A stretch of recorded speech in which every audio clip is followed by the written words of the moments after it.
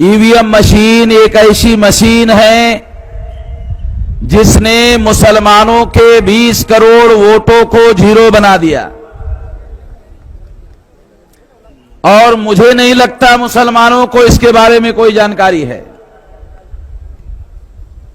कोई central government में चुनाव होती थी और उस चुनाव में मुसलमानों के विरोध में लोग खुलकर चुनाव लड़े और इसके बावजूद भी बहुमत से चुनाव जीतकर आ जाए। आज तक 2014 के पहले तक ये भारत के चुनाव में कभी भी नहीं हो सकता था, न कभी हुआ।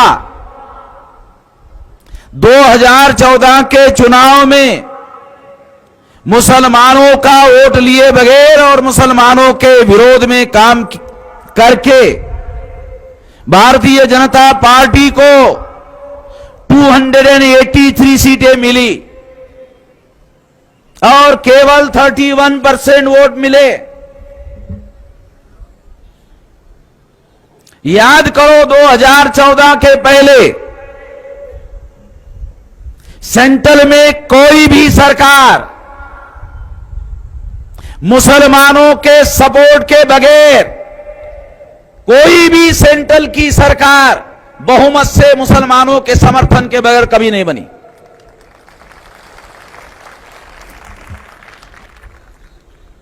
सतहत्तर में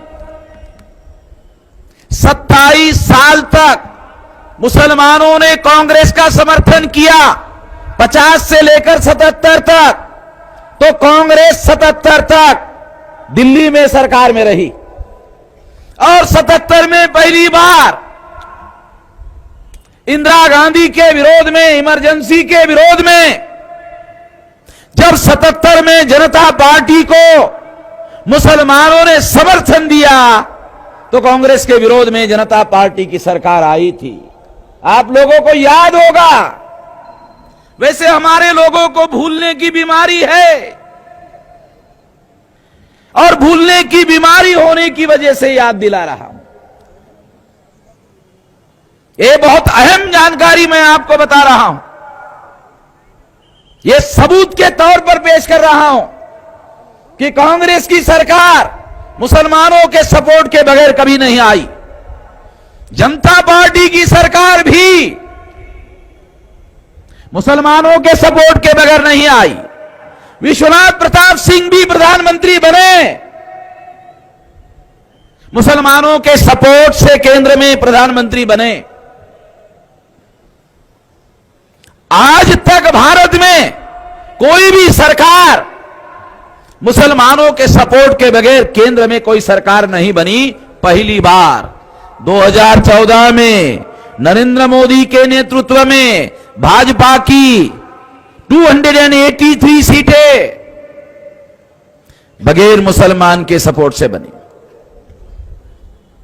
खास बात आप लोगों को बता रहा हूं। और ये मुसलमानों के सपोर्ट के बगैर बन नहीं सकती, बन गई। कैसे बनी? बन नहीं सकती मगर बन गई। कैसे बनी? ये मुसलमानों को पता नहीं है।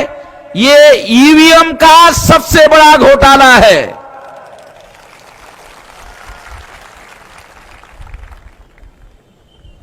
और ईवीएम ने मुसलमानों का वोट वैल्यू अंग्रेजी शब्द है।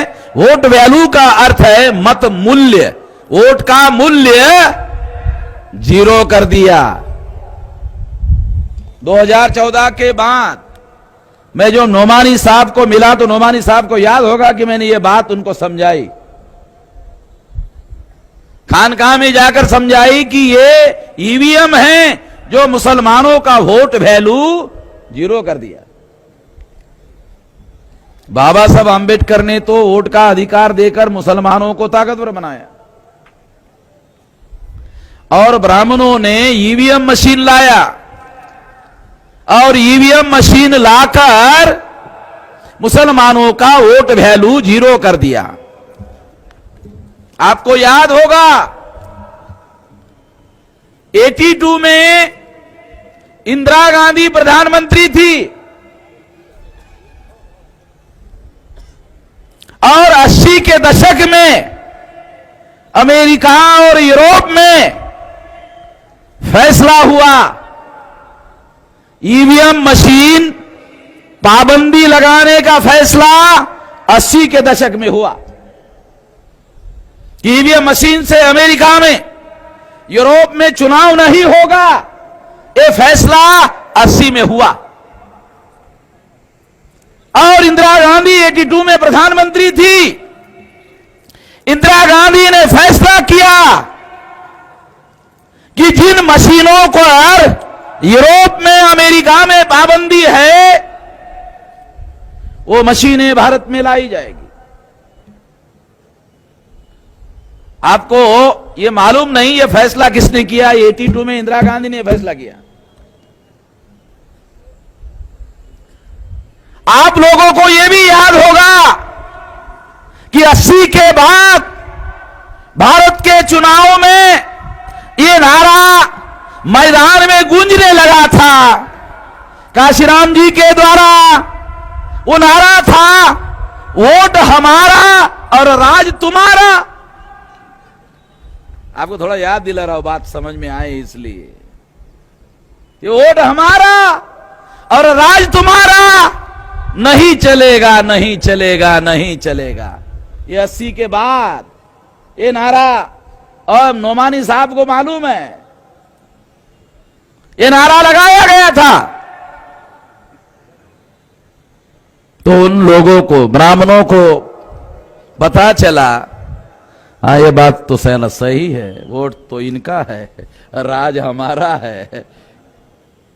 और ये फिर नारा अगर गांव-गांव तक फैल गया तो फिर ये राज अब भविष्य में हमारा आने वाला नहीं है। इसके बावजूद भी हमारा राज होना चाहिए, इसलिए इंदिरा गांधी ने 82 में ईवीएम मशीन पर पाबंदी लगी थी यूरोप और अमेरिका में। और पाबंदी क्यों लगी थी? तो भारत सरकार ने स्टडी किया कि ईवीएम में घोटाला किया जा सकता है और घोटाला करके चुनाव जीता जा सकता है, इसीलिए यूरोप और अमेरिका में पाबंदी लगी।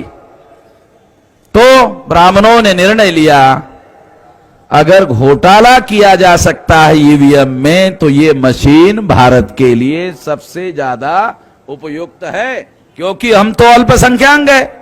भारत सारे देश भर में ब्राह्मण 3.5% है।